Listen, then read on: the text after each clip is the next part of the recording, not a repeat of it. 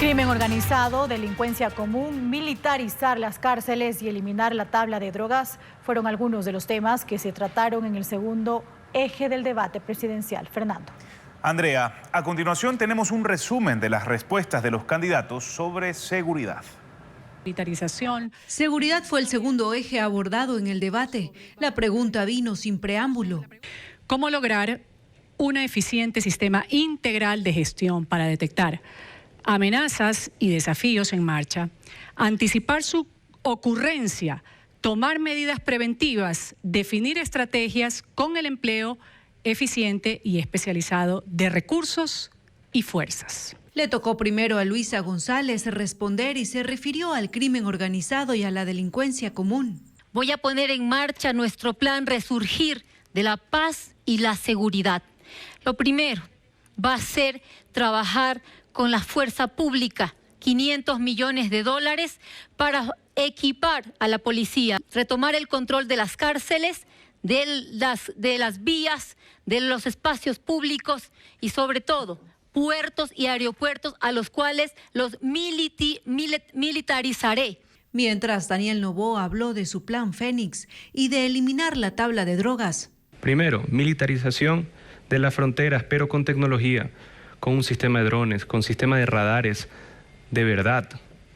También en los puertos tener doble pesaje, escáner y presencia militar adentro de los puertos. Segmentación adecuada de cárceles, separar hombres y mujeres totalmente de las cárceles, un sistema transitorio de cárceles barcazas. Pero fue en el momento de las réplicas donde ambos se lanzaron pullas. De la violencia viene de un crimen organizado, mafias que incluso ponen ministros que facilitan la exportación de drogas. Respóndale al país. Sí, el exministro Bernardo Manzano fue parte del Grupo Noboa como gerente. Bernardo Manzano sí fue, hace mucho tiempo, gerente dentro de Corporación Noboa. Asimismo, también hay ministros como Pepe Serrano que estuvieron involucrados con el narcotráfico. Eso en gobiernos pasados. Hay que averiguar en qué gobiernos es que estuvieron involucrados. La segunda pregunta de este eje fue sobre la minería ilegal. Ambos coincidieron en hacer una extracción regulada, pero no fueron concretos en cómo la controlarían. Hay que cuidar, sí, los recursos naturales y también hay que normar la extracción en las minas. Y también es fundamental que se distinga minería ilegal, minería artesanal, porque hay que proteger también a los mineros artesanales. Sin embargo, no caracterizó ni hizo diferencia entre ambas, mientras Noboa planteó. ¿Cómo va a regular y asegurarse de que la minería ilegal y parte de la minería artesanal no se vuelva una forma de lavado de dinero para los narcoterroristas? ¿Qué medidas específicas va a usar para poder impedir que los narcoterroristas usen la minería como un camino de lavado? En lo único en que sí coincidieron ambos candidatos fue en la protección del medio ambiente. Y anoche miles de ecuatorianos estuvieron expectantes al debate presidencial de segunda vuelta electoral en estas elecciones anticipadas, donde el que resulte ganador el próximo 15 de octubre tendrá un gobierno bastante corto, contando que entraremos nuevamente en campaña para las elecciones de 2025. Los temas abordados ayer giraron en torno a lo económico, a lo político, social y seguridad, pero hubo muchas promesas para un gobierno que en la práctica será realmente de transición. Carlos.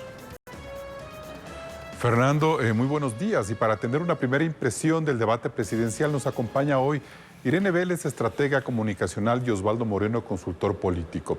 Con los dos vamos a hacer un primer panel para analizar lo que sería ya la estrategia del postdebate de cara al tramo final de esta campaña electoral que viene en los siguientes 15 días. Les damos a los dos la bienvenida a Contacto Directo y empezamos. ¿Qué tan trascendente resultó el debate de segunda vuelta de ayer de cara al tramo final de campaña? Irene Vélez, muy buenos días. Hola, Carlos. Buenos días con todos, especialmente quienes están escuchando. A ver, yo ayer creo que las primeras impresiones que me dio el debate es no sé qué tan importante va a ser haber ganado o perdido este momento en específico. Me refiero a que el debate fue tan monótono, fue tan largo, tal punto fue tan incluso aburrido que no estoy muy clara qué se ganó de alguna forma. Entonces, creo que con eso en consideración, no es como, por ejemplo, cuando León Febres Cordero le gana tal vez al doctor Borja, que causa un antes y un después. Lo que significa para mí que ahora en el post-debate es más fuerte todavía porque tienen que volver a emocionar, para mí, lo que no lograron emocionar durante el debate. O sea, todas las pasiones que tal vez perdieron, las desilusiones incluso que pudieron haber causado en el debate de uno o de otro candidato, ahora en el post tienen que de alguna forma reivindicar. Si se cayeron, gracias, Irene. Pararlo. Osvaldo Moreno, muy buenos días. Buenos días, Carlos. Buenos días a la audiencia. Buenos días, Irene. A ver, primero hay que entender lo que son los debates. Los debates son un factor más dentro de todo lo que corresponde o dentro del entorno de una elección presidencial. Obviamente el de primera vuelta, que creo desde mi perspectiva que se sobredimensionó sin ver todos los hechos políticos alrededor de él, hace que lleguemos a un debate en segunda vuelta donde había dos factores. Primero, creo que era, al menos ante la expectativa de algunos analistas, pero más allá de los analistas de los electores, el momento en que Noboa tenía que liquidar, digamos, la contienda, porque había la expectativa de una participación, digamos, óptima. También hay que recordar, y esto es importante, no estamos eligiendo el decano de la SPOL, el decano de la ESPE, sino un candidato presidencial. Y en ese contexto me parece que era la oportunidad que mucha gente pensaba que Noboa tenía para liquidar la contienda, y desde mi perspectiva no sucedió, lo cual hizo que la candidata, en este caso González, se pudiera de alguna forma destacar, de tal manera de haber prolongado, digamos, en términos futboleros, este partido. Me parece que lo que forzó la participación de Luisa González es que lo estiró a tiempos complementarios. Vamos a ver estos tiempos complementarios que van a durar 15 largos y extensos días, donde desde mi punto de vista creo que se va... Segunda vuelta, y aquí quizás puede haber la gran diferencia de lo útil que puede resultar el evento de anoche. Eso es lo que estábamos comentando un poco antes del corte. Sí, entra en un contexto político completamente diferente, pero al mismo tiempo habían expectativas diferentes de cómo se podía, de lo que se esperaba de los candidatos. De una esperaban tal vez que no tuviera la participación que tuvo, que repitiera eslóganes que dijo la vez anterior, y del otro esperaban de alguna forma que liquidara el debate. Entonces, al no cumplirse con ninguna de las dos expectativas, creo que eso es el componente diferente del anterior. ¿Dónde estuvieron, o sea, qué esperaban de los candidatos de alguna forma y qué dieron los candidatos? Osvaldo, en ese sentido, ¿había una estrategia clara de no agredirse? ¿Esa fue la principal receta que los cuartos de guerra de Noboa y de Luisa González tenían claro?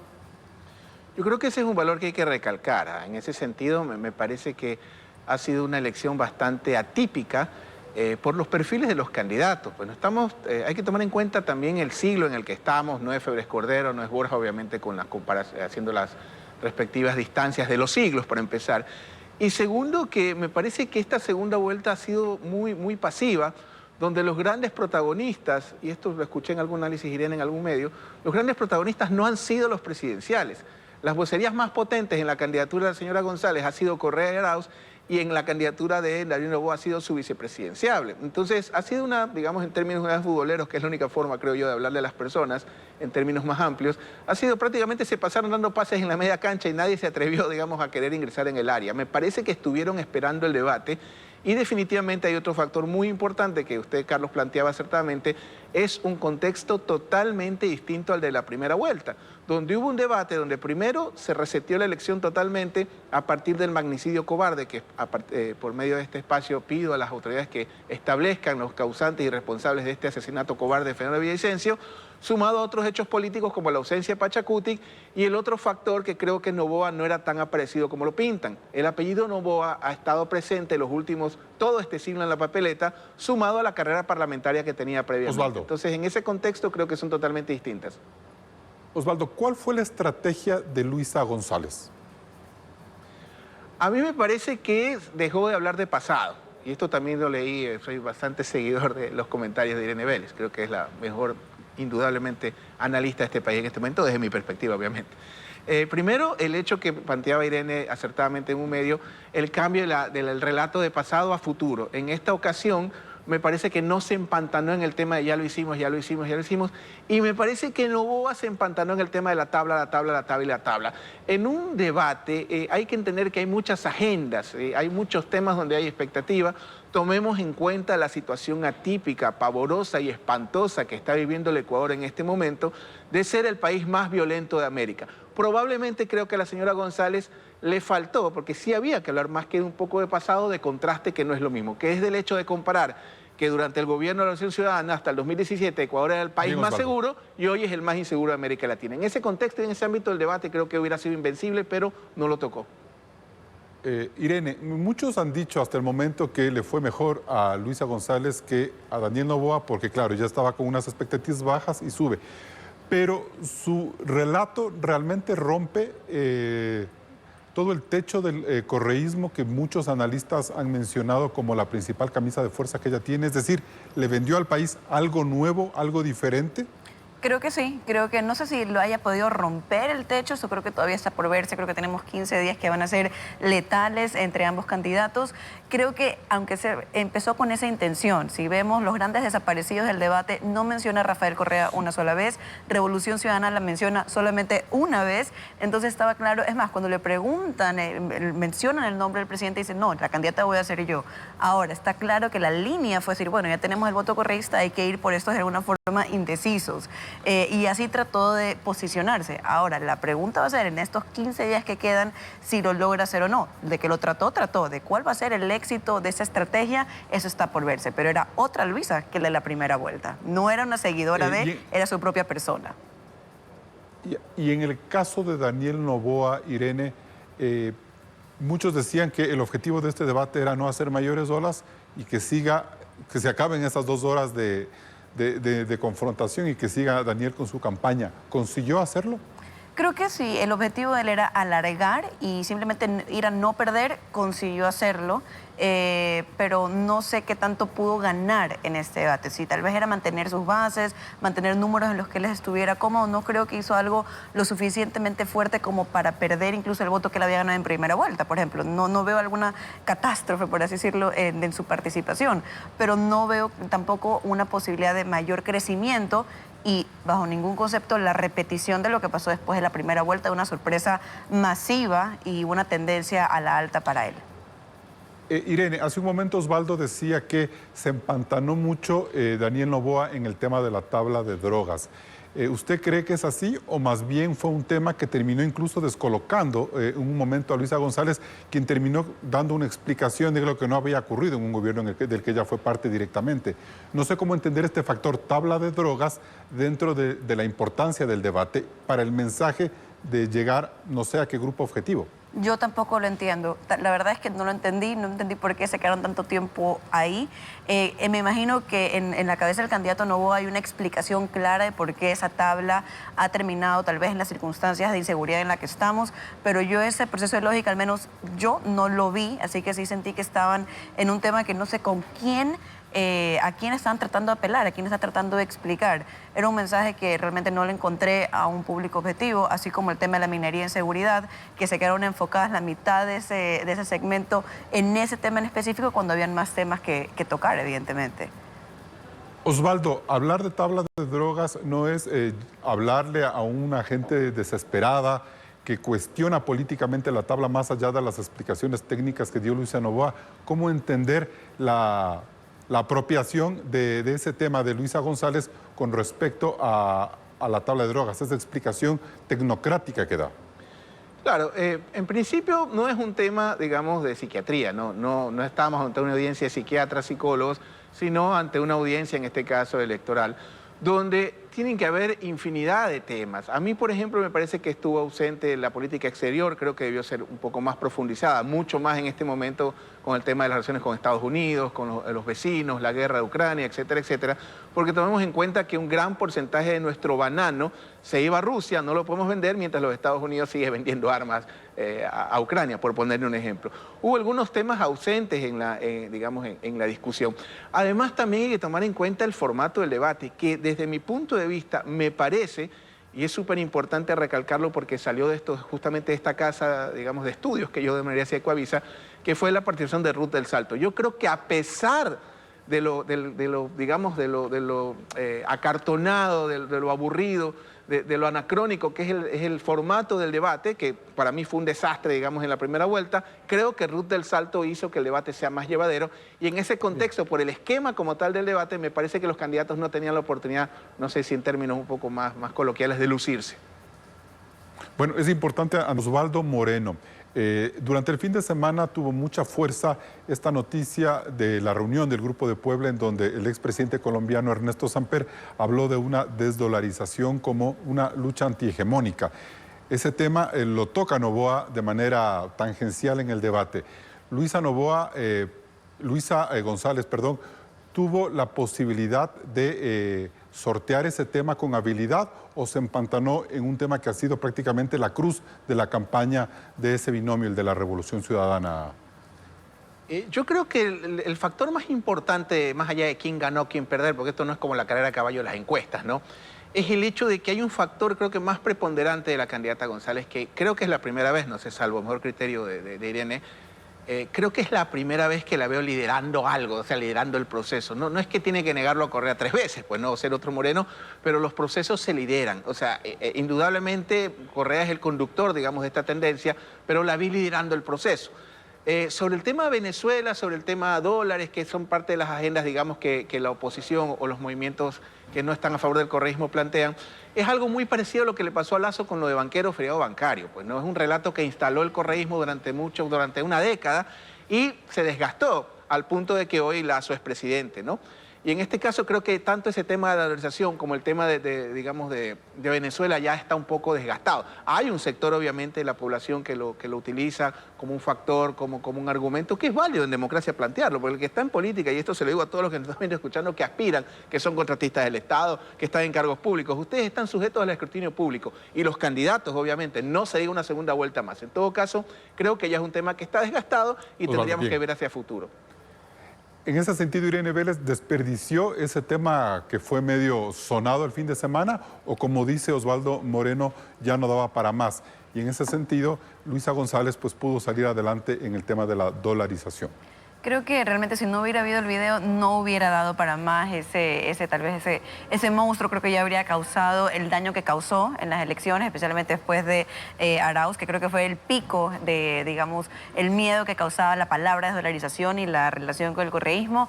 Pero creo que en este caso, más que en el debate y la respuesta de Luisa o la pregunta de Daniel, el video en sí habla solo, y creo que eso es lo más lapidario, lo que podría tal vez causar mayor, digamos, descontento, o no quiero decir palabra fuga de electores ni nada por el estilo, pero que podría causar más daño, más que lo que pasó en el debate, que sí, tenía que mencionárselo del lado de Daniel Noboa, sí, tal vez una repregunta de una manera un poco más fuerte después de la respuesta de Luisa, también, pero creo que el video es suficiente en este caso.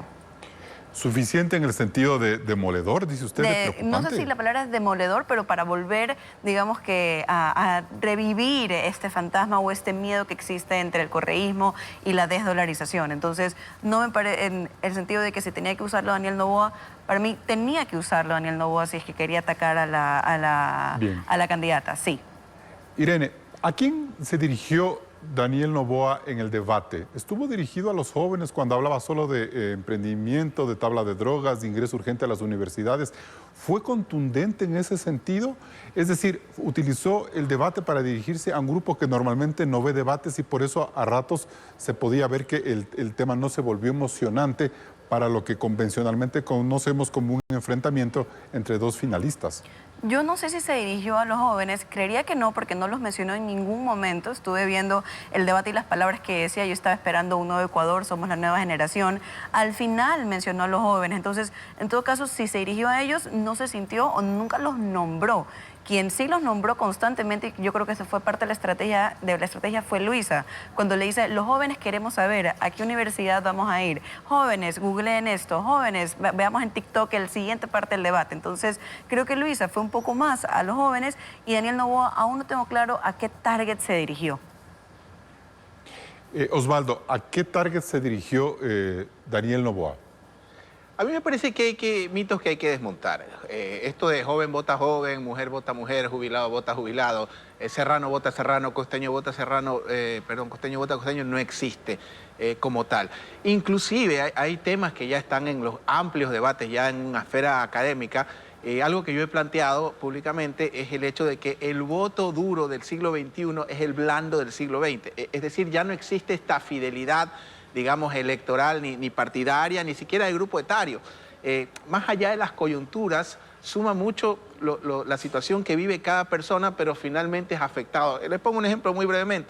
Si usted le roba a un jubilado su pensión jubilar, no compre sus remedios. Si usted le roba a una persona su sueldo, una persona adulta, probablemente no le da de comer a su familia. Si usted le roba el celular a un joven, probablemente necesita terapia psicológica. Pero al final del camino no es la terapia, no son los remedios y no es el sueldo, sino la inseguridad que afecta a todos los sectores de la sociedad. Entonces, en ese sentido, más de que a qué grupo le hablo, es qué problemas resuelvo, hacia Osvaldo, quienes que son los ciudadanos.